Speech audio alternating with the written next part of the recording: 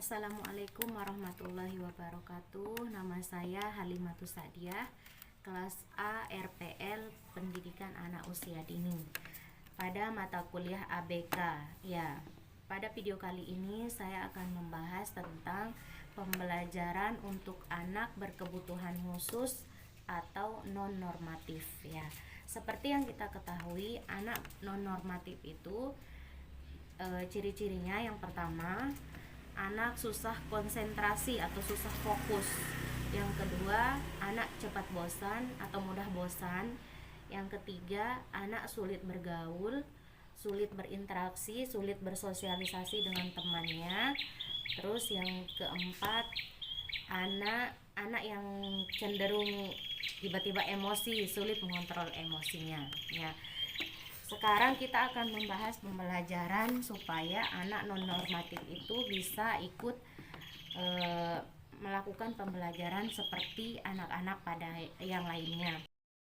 Ya, untuk anak yang susah fokus atau susah konsentrasi, biasanya anak itu akan cenderung ketika belajar dia akan cenderung memperhatikan yang lain, sulit berkonsentrasi dengan pembelajaran yang kita kasih. Dan di sini kita bisa menggunakan media yang bisa memicu konsentrasi mereka atau kefokusan mereka dengan cara memberikan media. Misalkan di sini media kita mau memperkenalkan angka ya. Kita bisa menggunakan pasir buatan atau pasir kinetik.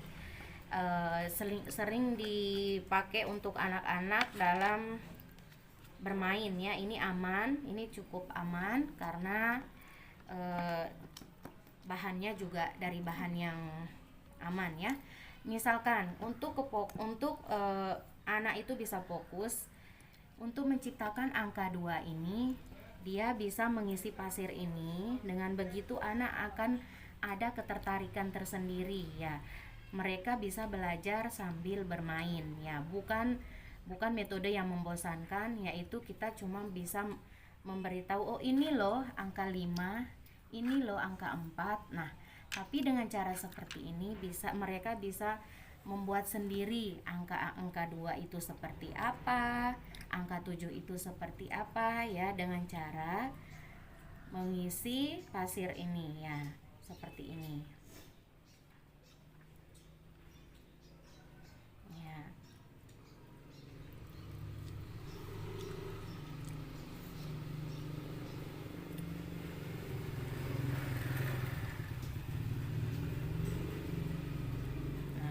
Dengan begini anak akan fokus.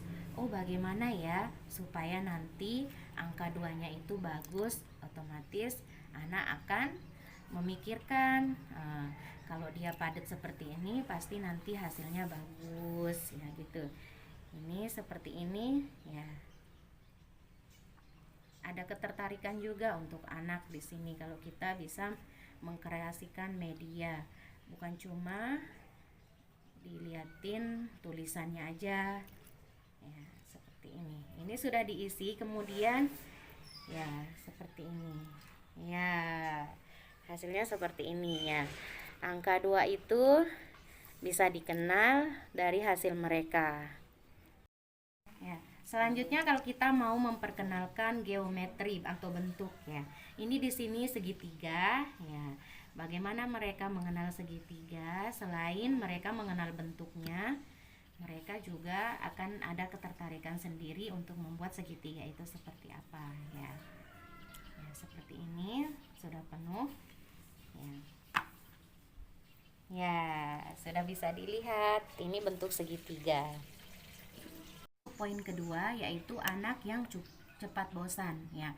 Di sini kita bisa melakukan pembelajaran dengan cara mengubah suasana kelas yang tadinya misalkan duduknya berjejer hadap depan semua, mungkin kita bisa ganti posisi duduknya dengan cara berhadapan, berkelompok dan lain sebagainya. Atau kita juga bisa melakukan pembelajaran di luar kelas seperti di taman sekolah atau di aula sekolah ya. Itu akan lebih mengundang ketertarikan untuk anak yang cepat bosan ya. Yang ketiga, kita bisa menggunakan media yang sepertinya belum pernah mereka mainkan karena mereka ini cenderung tertutup. Biasanya di rumah itu yang tadinya biasanya cuma main HP, sulit bergaul dan lain sebagainya, kita bisa menggunakan media yang bisa membuat mereka cukup tertarik seperti Pinjer Puppet ini ya. Ini media yang cukup menarik karena di sini selain kita memperkenalkan karakter, di sini karakter buah, yang ini jeruk, terus ini apel. Nah, kita bisa memberikan pembelajaran atau edukasi pada anak bahwa buah jeruk itu mengandung vitamin C, dan di sini juga ada buah manggis. Buah manggis itu bagus loh untuk kulit. Poin ketiga, anak yang sulit bergaul atau sulit berinteraksi dengan temannya ya. Di sini kita bisa meminta anak untuk bermain peran dengan menggunakan Pinjer Puppet ini ya. Ya, dengan kita meminta anak-anak berhadapan seperti ini, otomatis anak-anak akan berinteraksi dengan temannya dan dia akan lebih tertarik lagi. Halo buah jeruk. Halo buah manggis. Apa kabar? Baik. Iya, kamu tahu nggak kamu itu mengandung vitamin apa? Vitamin C. Wah, hebat. Kalau aku ini buah manggis. Aku itu bagus untuk kulit. Ya, seperti itu ya, teman-teman. Poin yang keempat yaitu anak yang cenderung mudah emosi ya.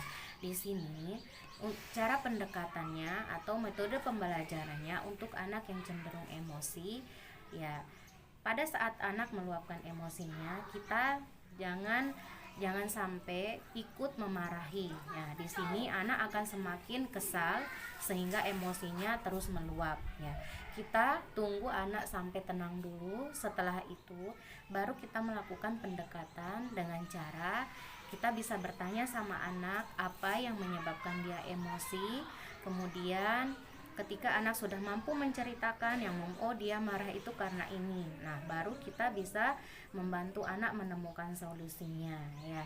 Contoh misalkan anak nangis, tiba-tiba emosi, tiba-tiba nangis gitu, kita bisa membantu memberikan solusi yang ringan dengan cara kalau misalkan kamu menangis, nanti tenaganya habis loh, nanti capek loh ya. Begitu kita bisa kasih gambaran yang ringan-ringan saja kepada anak. Jadi dengan begitu ya, anak akan merasa, oh iya, kalau aku nangis terus nanti aku capek. Dalam hatinya mereka akan berpikir seperti itu karena mereka menangkap apa yang kita omongkan. Nah, ketika anak sudah tenang, kita bisa memberikan solusi-solusi seperti itu dengan cara ya seperti yang saya bilang tadi, pendekatan. Kita kenali emosi anak, kita bantu dia mengenali emosi negatifnya itu. Sehingga dia bisa mengutarakan sama kita emosinya. Dia emosi, dia marah, dia jengkel karena ini ya, kemudian baru kita kasih solusi dengan cara memberikan arahan-arahan yang lebih mereka pahami ya. Sekian, mungkin itu saja video dari saya, penjelasan tentang metode pembelajaran untuk anak non normatif. Sekian, wallahu muwaffiq wal hadi ila sabilir rasyad. Assalamualaikum warahmatullahi wabarakatuh.